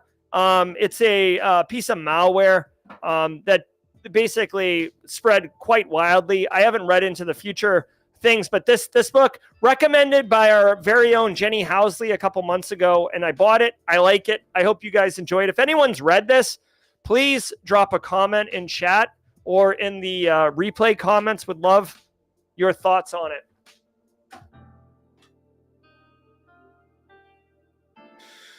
The name of the book, this one is called Fancy Bear Goes Fishing by Scott Shapiro. Fancy Bear Goes Fishing by Scott Shapiro. You can get it on Amazon. Yeah. Space Tacos wants a link to the book. I got you. Hold on. Here we go.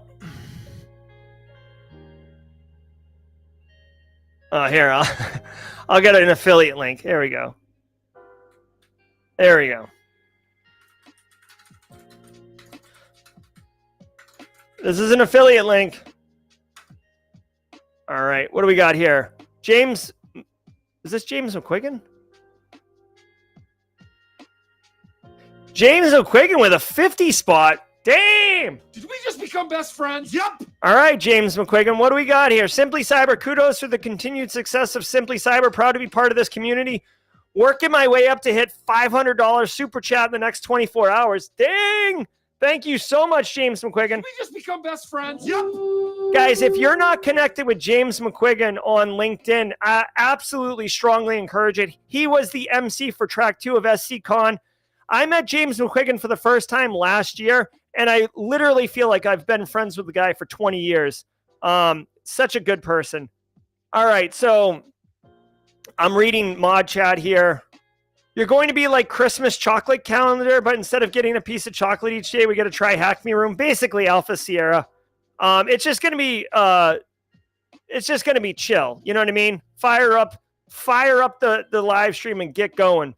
I might even do it on, you know what? I might even do it on Simply Cyber Cafe just to kind of grow that channel. I've got 85,000 or so, 88,000 subs on the Simply Cyber channel. I was hoping to get to 100,000 by the end of the year. That doesn't look like it's happening, but that's okay. Those are vanity metrics. I don't really care. It was just a goal I set. Katie Haas. Oh, wait, hold on one second. Christopher Young says, I've had some veterans review my resume and get great feedback, adding labs and projects and GRC labs. Not sure which bullets to add. So Christopher Young, if you take my GRC analyst masterclass, which I believe you're a student in, I actually have resume bullets if you do the lab in the course, there's resume bullets at the end of each module based on what you learned in the lab. So you can just copy and paste them into your resume. I'd recommend you do that. Katie Haas says, switching industries from education to cyber, Luddite to techie, surreal, love your videos. Oh, well, Katie, thank you. Very nice, Katie. I appreciate it. And you chose a great industry. Cybersecurity is the best. Valentino says, I'm rocking the shorts in November. I rock the shorts as often as I can. I got to tell you, it gets warm up in this studio. It's 74 right now in here. You can't really see it, but I've got a little digital hydrometer temperature thing. I want to make sure that it doesn't get humid in this room. If it gets mildewy in here and I lose the studio, I will cry. You will see a grown man weep if I lose the studio. Kalechi Oswagwu says, where do I start? I'm new and trying to break. Which step would you recommend? You know what, Kalechi? I appreciate you asking that question. I'm going to tell you this, guys. I honestly believe this. I have so many things going on, and I try to do so much for the community that I often forget some of the things I do. But thank you. When questions like this come in, I love it. So, Kalechi, check this out, okay? I get that question all the time. I literally wrote this book, okay? I wrote this book. It's free. It's a free download, okay? It's a free download, and anyone can download this, okay? You sign up, you get the book. Here is the deal. It is a practical 10-step plan on breaking into cybersecurity. And, it goes into greater detail, but I'll just kind of give you the high level. First of all, get the fundamentals like networking, operating system, all that. Then build a LinkedIn profile, start networking, build your network, do like the Simply Cyber Community Challenge, all that. Then get a taste of different types of cybersecurity, right? GRC is different than SecOps, different than pen testing. And there's different levels of opportunity, right? You're more likely to find a SecOps job, in my opinion, than a pen testing job. But SecOps, you might have to work third shift overnight for a little while in a SOC. Do you want to do that? GRC analyst, maybe you have to move in order to get a job around the DC Beltway area doing federal IT. So you have to make decisions for yourself. You can't just say, I love pen testing. I'm going to be a pen tester. You can do that, but you may have to wait longer. You may have to take a lower salary. You may have to move. Like there's a lot of factors that you need to come and have real conversations with yourself about what you're willing to do and what you're not willing to do and what makes sense for you. And following that book is going to give you what I think. I literally sat down and said, how would I answer this question? Again, because I get answered the question often. And then I wrote the book so I could send it to you when people ask the question right now. So win, win, win. All right, here we go. And Kalechi, can you report back, Kalechi? A, am I saying your name correctly? And then B, let me know if the book brings value to you. Okay. Zach Choate's coming in. I think I might start working on a book that's informative for newbies, but also fun to read for normies. What do you think? Yeah, Zach, get on it, buddy. That's a great way to deliver value into the network. Great way to build your own personal brand. Great way to identify yourself as someone who can be supportive and inclusive. A great way to help people, right? I think there's a million good reasons to do that. What I will say is, Zach, if you're going to do it, do it. Everybody's got great ideas. Execution is the hard part. And I'm not saying, Zach, you're going to fail. Okay. Don't get me. I'm not saying that at all. What I'm saying is, if you're going to do it, I think it's a cool idea. Make a plan, set goals, execute. Okay. That's what I would say. Get on it. And if you do publish it, Zach, let me know and I will share it far and wide with the community. Joseph Michelle, Thundercat shirt. Hell yeah. Check this out. It's a brand new shirt from Black Hills. Spearfish General Store. I love Black Hills merch. I do. And here's the shirt. Right? That's what's up. Now, hey, I do want to pull the Hey, Dan Reardon says that him and his youngest are watching the stream. And Pearl says, hey, Pearl. Hi, Pearl. Good to see you. Thanks for joining the stream. Haircut Fish, I know you don't necessarily take requests, but my youngest son last night over dinner said, Dad, you know the guy who does your memes on Thursday? I said, yeah. He goes, will he put my face on Shrek, please? So, Dan, I don't know if you take requests, but there's one coming from the 8-year-old in my life. Hey guys, I did want to solicit the community for some feedback really quickly. I was asked by Black Hills, hey, would you like to collab on anything that we could put in the store? It could be a shirt, it could be coaster, it could be a poster, it could be literally anything that it goes into the store for Black Hills, where it's a Simply Cyber Black Hills collaboration. If anyone has any thoughts, I know not to put pressure on Gary Sturgiadis, but he always has great ideas. If anyone has any thoughts, I'd love it. I did want to do a GRC expansion for backdoors and breaches, but that's a major piece of work. I was thinking about having some retro synthwave vibed thing involved somehow. I do love retro synthwave, as you can see, based on everything about this stream right now and my background. But if anyone has any thoughts, I'd love to get some community vibes. Getting that shirt. Yes. Black Hill. Yes. Only people. Hey, so Jesse, I can't type it right now, but Jesse, they only do that to people they really care about. Jess Bishop, 80s themed shirt or poster. Yes, Jess. I love it. I love it. Ooh, a board game. That's fun. LaDonica Reed. Are you thinking like Monopoly or something?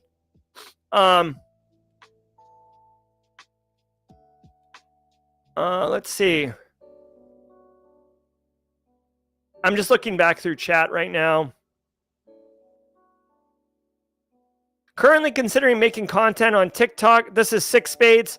Making TikTok explaining and breaking down NIST frameworks in an easily digestible way would help deepen my understanding of the content. Yeah, absolutely. I think that would be awesome, Six Spades. Guys, when you make content, it forces you to make sure that you understand it enough. This is the Richard Feynman methodology of learning. Richard Feynman worked on the Manhattan Project, a really, really personable physicist. If you don't know him, he's worth checking out, but he's cool. Yeah, Josh, the backdoors and breaches expansion, I'm into it, but that's a major piece of work that I don't have time for right now. Maybe Q1, Q2. Eric Ream asks, how's backdoor and breaches? It's phenomenal. It's a great way to do tabletop exercises.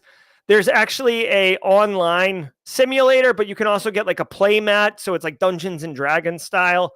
If you wanted to do in-person tabletop exercises, a little bit funner. All right. Tinfoil hat shirt. Other emotes, that's right. Maybe we could get the spicy emote. Spicy! And then put like, sorry. Sorry, Kennedy.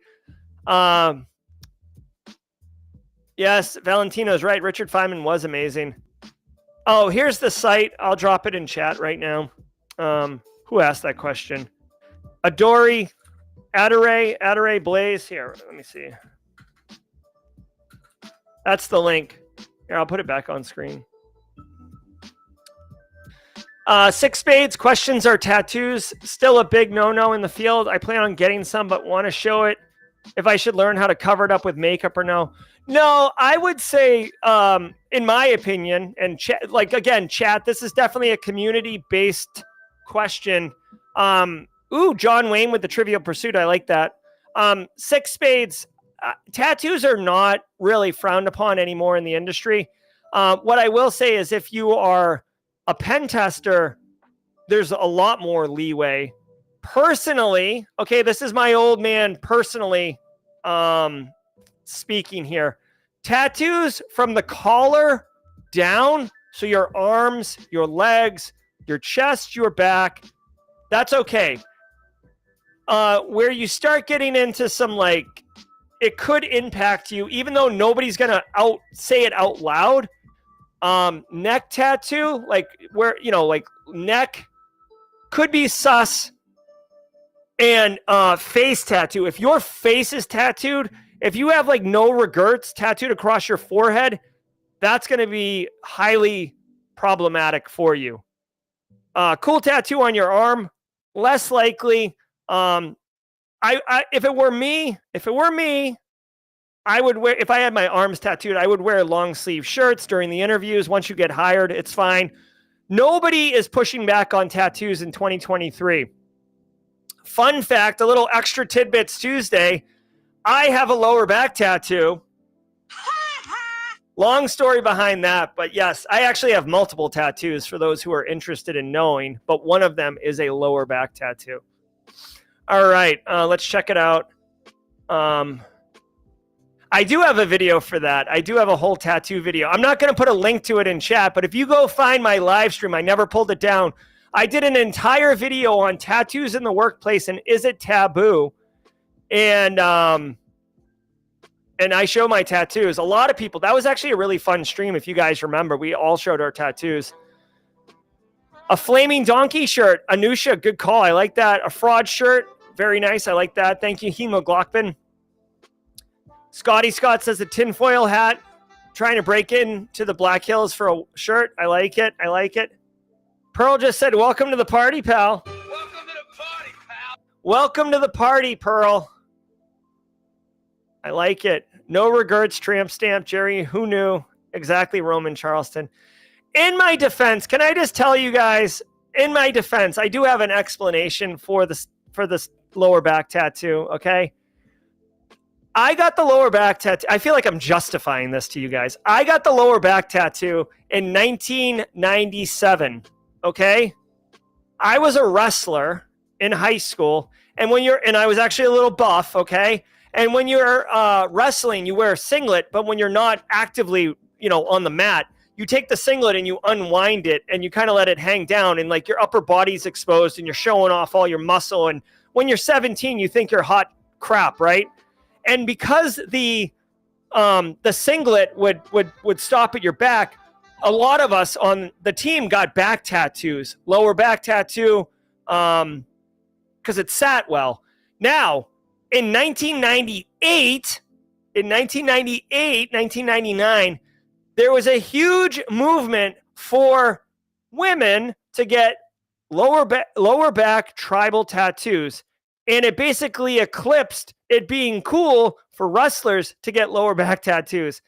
But at that point, I already had it, right? So it was really cool when I got it. Had it been so pervasive as a cultural norm for women to get lower back tattoos, I may have not done it, but I have it and it's mine and that's what it is. So that's what's up. I did show my tattoos. It's episode 499. I want everybody to come to episode 500, so I'm not going to show my tats right now. So if anyone's asking, no. I'm applying for IT help desk for first job. Any recommendations on which GRC bullets to include in resume? Christopher Young asks. Okay.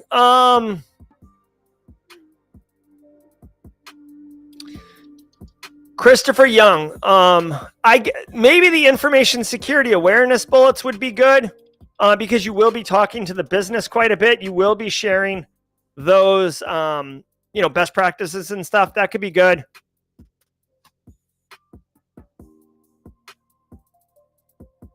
Exactly. Fallon Watts. The whole term tramp stamp is derogatory. I don't call it that. I call it lower back tattoo. But people know what it is. All right. So I'm sorry if Chris Young, I answered it. So the information security awareness is probably the best one. If you want a little bit of extra, the risk assessment one's got some value. Iffy Anyi Opara says, how do I get into IT? It's kind of tough these days. It is kind of tough. Like, let's be real for a minute, guys. Right now, inflation is high. Recession is strong. A lot of companies are, despite Josh Mason getting acquired, there's a lot of companies that are constricting budget, not making investments. Information security awareness is one area we're seeing budget cuts. If you guys, I track this website. Layoffs.fyi. Here's a resource for you guys. Layoffs.fyi. This tracks layoffs in the tech space. Okay, I do this to help. Oh my God, Casually Joseph, I love that idea. Synthwave style classic keyboard. Oh, with GRC highlighted. Oh, it's so good. Oh, it's so good. Do I have a sound effect for that? Oh, so good. Oh, I like that idea, Casually Joseph. Stay tuned for that. Anyways, so how do you get into IT? So, I mean, help desk is a great area. Learn really quickly to answer Iffy Anyi's question. Get smart at networking, like computer networking, how networks work. Get smart at operating systems. Look for system administration jobs or help desk jobs to move into system administration. Mods, can you get me a link to this, please? Iffy Anyi Opara. You want to know an amazing freaking resource for IT? Kevin Apolinaro. He's known as KevTech. KevTech has amazing content, and I think he put a class together, if I'm not mistaken. If you want to learn IT, KevTech is definitely where to go. If anyone's got a link for that, I am not drinking that. All right, I'll do it. So because Jenny Housley found it, here's a link to the tattoo episode. Okay? Really quickly. All right, our tattoos taboo, for who was ever asking. You can see here's John Helmus. He's covered head to toe with tattoos. I leave it as an exercise for you. So please check out KevTech. Oh, here it is. Thank you. And here's the link for KevTech. Go get that. Rex Cognito says, if you don't need it, skip A+. Did we just become best friends? Yep. I would agree with you. You do not need A+. A+ is not tipping the scales on whether or not to hire you. Looking at layoffs.fyi, I just want to show you guys really quickly.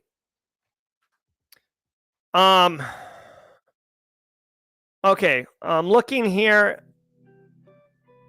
Dude, Chewy, that company that sells dog toys, dog food or whatever, laid off 200 people.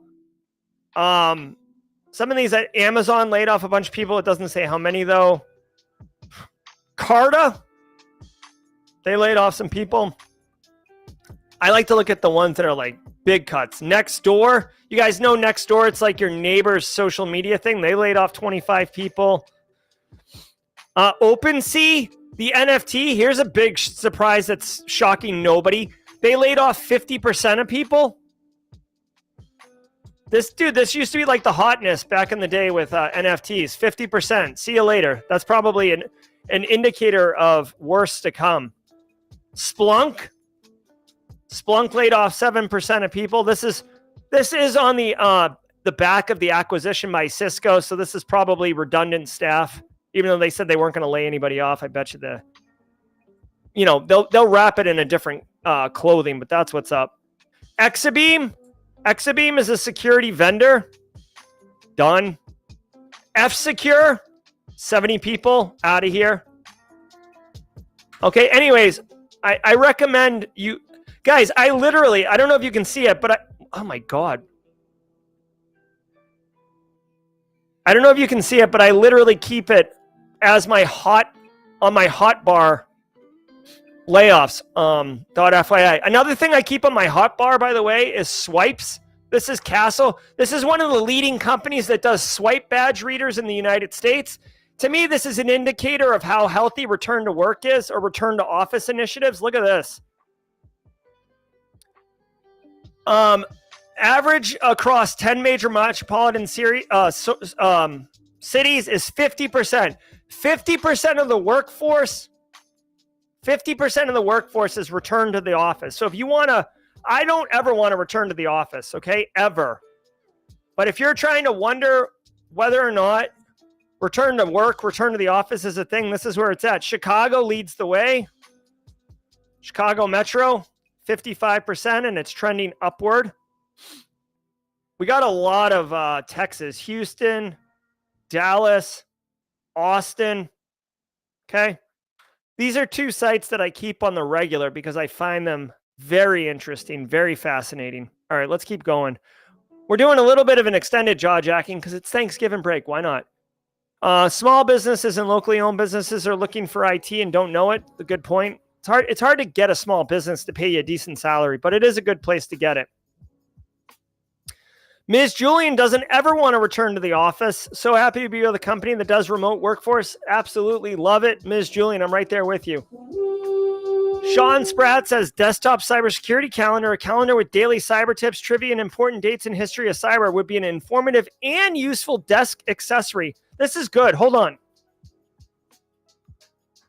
I got my Rocket book here. I'm actually going to take notes if you guys don't mind. I love these ideas.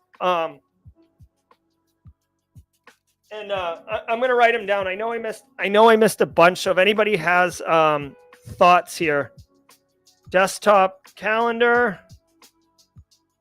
Okay. And then what was the one? It was like a keyboard, synthwave, and GRC lit up.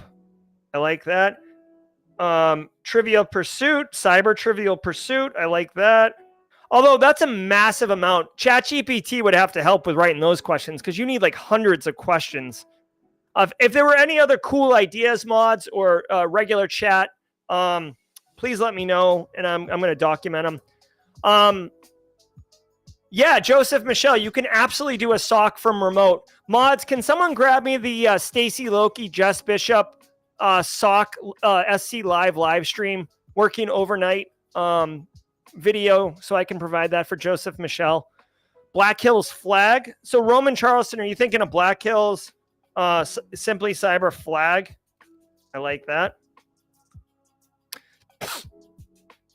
Deck of playing cards, each featuring a unique fact. Oh, I like that. Playing cards, 52 playing cards.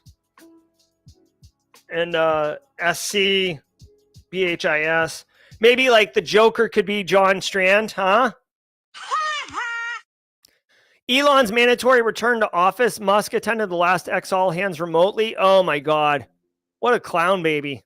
Although, you know what? He's allowed to, I guess. Do what I say, not what I do. Opt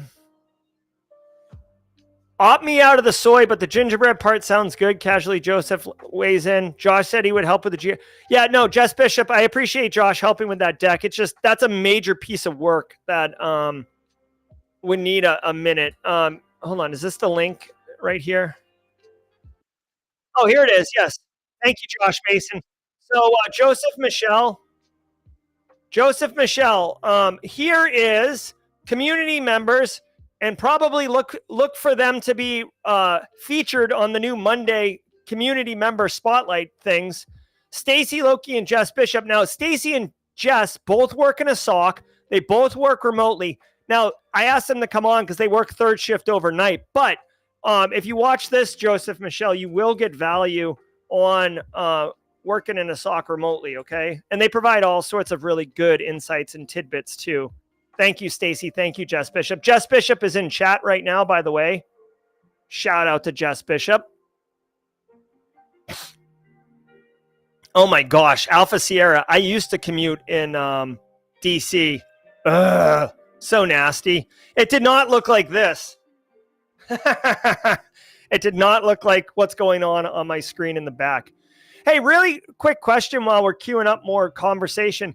Do you guys like the lighting? I've got this light bar in the background as kind of a effect, but I don't know if you can tell, but I have a light bar right off stream. You can see my hand is red. Like it's casting a red glow on me. Let me know if you guys like it. I mean, I'm just kind of experimenting and playing around with the lighting. All right. Kathy Chambers still in chat. Love me some Kathy Chambers.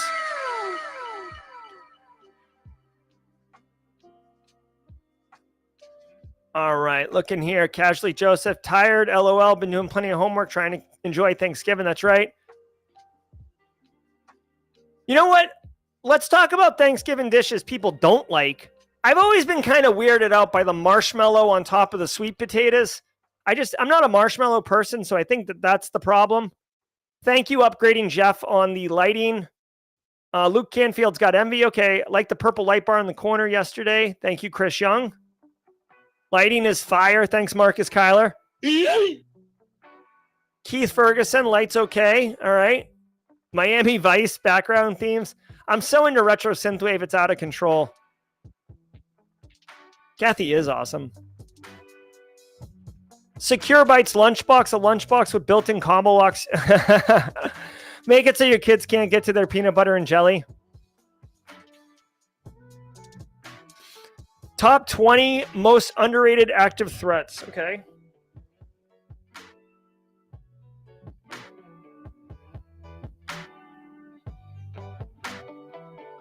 I like the playing cards idea. I could see a playing card with like, you know, like the spades are APTs and the clubs are like seminal stories of, you know, events in cybersecurity, and the hearts are like people in the industry, and the diamonds, or maybe the diamonds are people. And then the hearts are, I don't know, companies. I don't know. Space Tacos doesn't like mac and cheese. Lighting's great. Thanks, Divine. Canned stuffing. Oh, yeah. Canned stuffing is meh.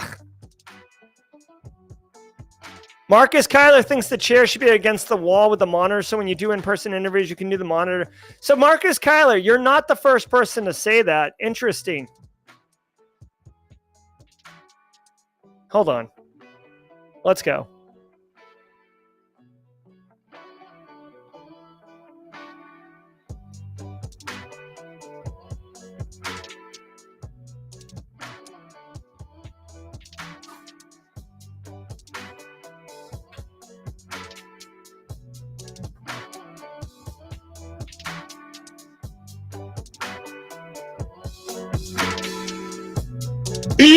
There we go. Now what are we thinking? Kind of looks jacked up because of the angle of the camera. Those are flat. Whatever. We'll mess with it later. Ooh, hacker challenge coin, collectible coin featuring symbols or phrases that... Okay, so I like that.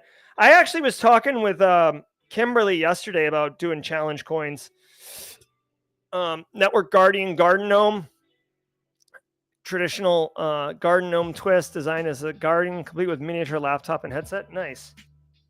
You guys are great. Thank you so much for all these wonderful ideas, people.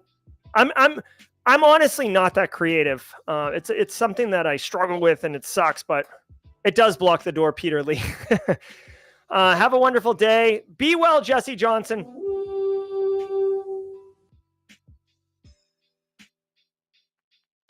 Oh my God, Rich J, you're putting pineapple on your sweet potatoes? That's interesting. I've never heard that. Ooh, Nicole with the playlist cassette. Oh my God.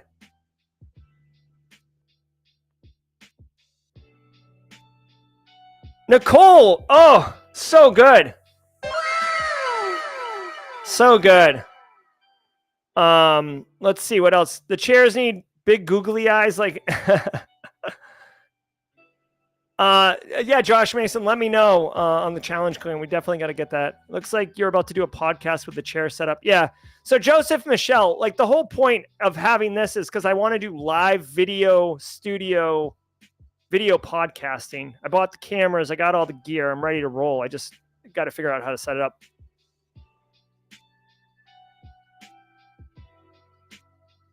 Chris Young says GRC key tag. Okay. I like that. Dude, you guys are crazy good with these recommendations. I like it. I like it. I like the idea of a N-1 move when... What? What is this? Is there a mascot for the channel? No, we don't have a mascot as of right now, but DMs are open. We could do that. I actually, what do we got? 239 people. Guys, just so everybody knows, again, like this is one of those things that I freaking forget about until we're hanging out talking. I want to remind everybody that on December 13th, I'm doing my quarterly all hands meeting. You guys are all my boss, and I owe it to you to provide quarterly transparency updates on what's going on with the community and initiatives and work I said I would do. How am I doing? Work that's going to be coming up, so you guys all know. And I was telling Kimberly this yesterday. I have what I think is a really cool community announcement at this meeting. So obviously I'd like you all to attend, but like stay tuned because I got something that's going to kind of change the way we do things a little bit. Some more about that later. I don't want to tell you right now because I want it to be a surprise. I do like olives. I'm the only one who likes it. GRC Rubik's Cube. I don't know what that would look like, but I'll write it down. See, steampunk, I don't know, Jeff. I'm not a big steampunk guy. I'm a big retro synthwave guy. Yeah, I have a Simply Cyber neon sign that I need to hang. It's just the last thing I want to do is hang stuff on the walls in case I move things around. I don't want to be committed to where I hung them. You know what I mean? A plushie. Oh, Luke Canfield, Flaming Donkey. That's a good point. Actually, I wonder if we can get a Flaming Donkey stuffy. Does anybody have a line for a stuffy manufacturer? Flaming Donkey t-shirt, we could definitely do that. A Carl. Now, the thing is, Carl is owned by Aqua Teen, Hunger Force, Adult Swim, so I would say a Carl on a mug would be cool, but at some point we would get screwed from a copyright trademark perspective. Control a Day desk calendar is pretty good. I like that. Oh, Chris Paulika's in here. Hey, Chris, what's up? Good to see you. Happy to make it to Team Live. Just got back from Argentina. Whoa, nice. Great. Hey, Chris Paulika. Chris, I don't know if you saw on Monday's show, and I'm specifically talking to Chris right here. On Monday's show, it's usually Callan's Art of the Week, but we've switched it to Simply Cyber Community Member Spotlight. Just want you to know, Chris, Kimberly McKnight was our Spotlight featured person this week, but just want you to know, just saying, in case you happen to be spotlighted for all the work you've done for the community with Simply CyberCon and during DEF CON and the meetups and stuff like that. Great to have you back. Hopefully you had a good time in Argentina. Rex Cognito, I take it back. Dumpster fire plushie, right? Take care. Bye, Jenny Housley.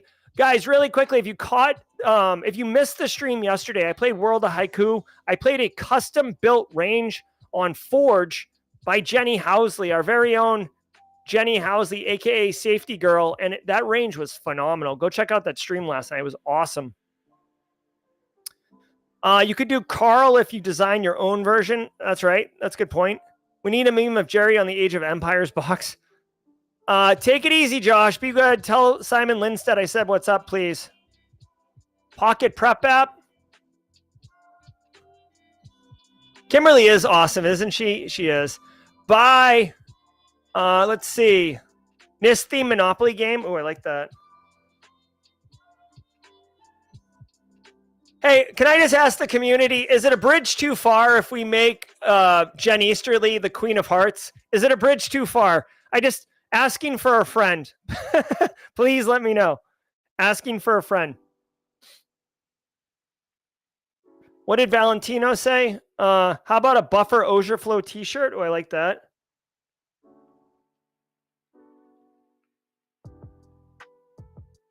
All right. Temp tattoos, that's good. The giveaway tomorrow is Roman Charleston. The giveaway is going to be during the stream. I might do some during jaw jacking, but for me, it's the 500th episode. I can't expect people to stay for jaw jacking in order to just get prizes. To me, it's the 500th episode of the Simply Cyber Daily Cyber Threat Briefing. So it will be during the stream, and we've got massive amounts of giveaways. So it's going to be hot and heavy the whole stream. Chris says it's the correct bridge. All right. Well, then there it is. Jen Easterly. I'm really digging the 52 card deck. I really like that. Ooh, a battleship theme. I like that. Okay. Marcus Kyler. That's right. I might be I might be sleeping in the Buffer Auger Flow studio. By the way, fun fact, me and the boys actually did a sleepover in the studio last weekend. It was kind of fun. We watched a Lego movie on the big screen back here and camped in here. It was fun. All right, so I see stickers. Adam Frank's got to go. Hey, Adam, we'll see you tomorrow for 500th episode. Yeah, Harish Kumar, we're just kicking it. It's Thanksgiving break. You know what? Hey, I quit my job and I do this full time. So I'm the boss of me now. And I figured, what the hell? It's Thanksgiving break. Let's go. Sorry, Kennedy. Can we do an Age of Empires private server for Simply Cyber? Sure. I don't play that, but I mean, we could certainly set it up. Oh, by the way, I started so really quickly, Jeff, there is a channel on the Simply Cyber Discord server for gaming where you can find other people. So definitely do it there. Rex Cognito. All right. Somebody asked me for a lockpicking channel on Simply Cyber. I've added under the Love Fusion Center category. So if you're into lockpicking and you want to talk to other people, check that out.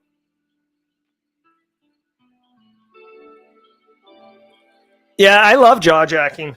Fun fact, if you didn't know, because I know there's a lot of newcomers here, jawjacking, the name jawjacking, this segment actually came from a troll comment. Somebody in the comments of the Daily Cyber Threat Briefing years ago, or maybe last year, I don't know, said like, hey, your daily threat briefing would be awesome if you didn't spend so much time jawjacking and wasting our time.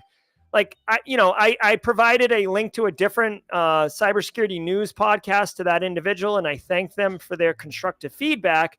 But it did bother me a little bit. So instead of letting it bother me, I basically appropriated it and made it a segment in the show. So to that person, thank you for enabling jawjacking. A lot of people seem to enjoy it. Yeah, John Vitucci, we're just going YOLO. I will have to drop at 10 o'clock. I do have some work to do. Maybe something jawjacking. Oh, we got a bunch of questions coming in here. Is the GRC masterclass accessible at any time, or is it teacher-led? I asked due to my work schedule. So Ricardo Garcia, the GRC masterclass is a self-paced asynchronous course. You can take it anytime you want. You could sit down and crush it in a weekend, or you could do it over a couple weeks as I lay out as a suggested schedule in the course. So choose your own adventure, Ricardo. Cyber newbie. And hey, Ricardo, get that 30% off using the code SimplyCyber30 until November 30th. Hey, I made a few AI flaming donkeys. Where could I send them? Jerry wants them for the t-shirt. So Cyber newbie, drop them in general chat on the Discord server. That could be a good place for him. We could share that.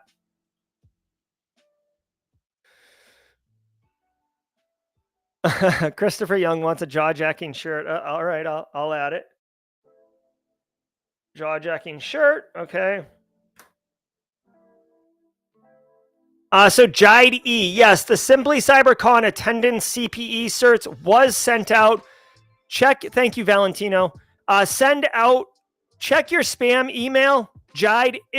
Here's the deal. If you did not register for Simply CyberCon, we did not have your email, so we could not email you. If you did register, we did email all people that registered, and it could have gone to your spam folder, so check there. As a backup plan, what I will tell you is if you go to simplycybercon.org, and you scroll all the way to the bottom, you'll see right here, certificate, right? If you click on that link, Jide, there you go. You can just download the cert, okay? There's a certain level of ethics and integrity assumed for people submitting CPE, so if you didn't attend, then you shouldn't do this. But if you did attend, you can just download the cert right now and get your 6 CPEs. Get your CPEs here. An idea for the poster. If you've ever seen those posters that change when you walk and look at them, oh my God, that would be cool. That would be complicated. 80s background with flaming donkey saying jaw jacking in a speech bubble. Joseph Michel is having like a massive like Nexus event of all Simply Cyber things coming together. I love it. 80s background. Yes, exactly. I love these ideas, guys. Thank you so much. You guys are so creative and so smart. I really appreciate it. Oh no, Space Tacos is sick. Boo. Boo. Hey, so Nicole, I was actually thinking of like a phone wallpaper for your iPhone or Android device. But at the same time, I was thinking, like most people have pictures of their kids and families and stuff. So catch me outside. Catch me outside. How about that? Ooh, Ahmed Zia says, should I get Let's Defend or Hack the Box Academy sub for SOCPath? That's a good question. I will say that Let's Defend is completely focused on SOC. Hack the Box is kind of a lot of things. I've heard Hack the Box SOCPath is good. I haven't taken it personally, so it's hard for me to say one way or the other. If anyone in chat has a thought around Hack the Box SOC skills versus Let's Defend, please share that in chat. Robert Cooper, thank you so much. Robert Cooper, thank you so much for showing up tomorrow. I can't wait. I actually need to make like a spreadsheet with all the prizes so we can keep track of it tomorrow. Can't be doing a giveaway and having it turn into a Hot Mess Express on stream.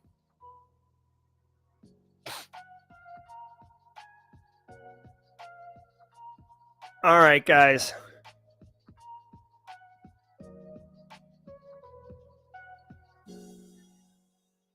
Woo! All right, guys. Hey, so next time you see me, it'll be episode 500 of the Simply Cyber Daily Cyber Threat Briefing.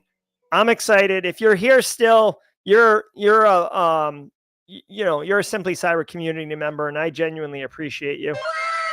Guys, I hope you had fun today. I certainly did. It's time to get to work. Thanks to Barricade Cyber Solutions. Guys, if you're in chat right now, like Roman Charleston and who else is not a squad member? Ahmed Zia, Joseph Michel. If you're in chat right now, guys, look at this. Look at on screen right now. If you're in chat right now, on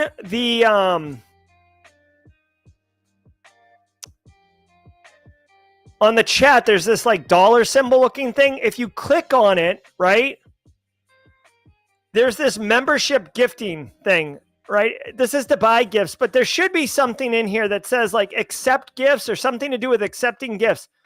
Eric Taylor and Barricade Cyber has donated 100 squad memberships.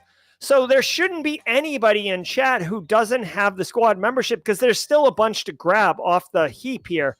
So Netta J, Casually Joseph, dude, you work at Barricade Cyber. Get on that, man. What are you doing? Get on it. Hey, we'll see you tomorrow, Kathy Chambers. All right, guys, I got to go. Thank you also very much for being here. Paris Gatsby. 6 months goes quick, my friend. Am I right? All right, guys, be well. I'm Jerry, your chat. We'll see you tomorrow. Be well. I hope you enjoyed that content. Keep the cybersecurity train going by connecting with the other Simply Cyber community resources. We have the Discord server that's lively and always keeps the conversation going. You can connect with me directly on LinkedIn. And also every single weekday morning on the Simply Cyber channel, we're doing live daily cyber threat briefings, 8 a.m. Eastern time, as well as Thursday at 4:30 p.m. We're doing live stream interviews with industry experts, and we produce videos that we push out every Wednesday morning. I'm Jerry from Simply Cyber. I hope you enjoyed the content, and we'll see you in the next one.